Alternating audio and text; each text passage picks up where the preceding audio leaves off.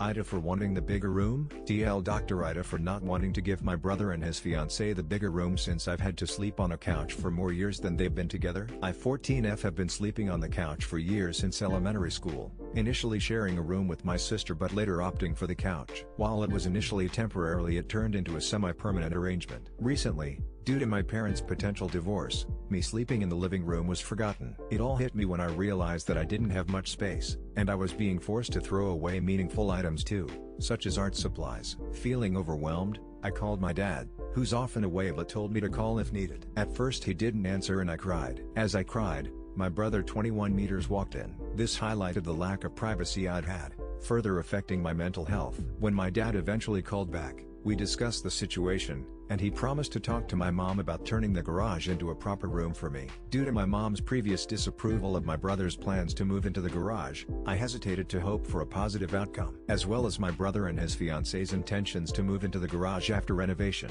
My mom had said no, expressing concerns about my brother's tendency to avoid moving out despite having a family, as well as, they have a son, and my brother has 2 dogs, which have caused problems in the living room where I sleep. According to my dad, the dogs are a reason for my brother not moving out. I disagree given my brother's lack of a stable job.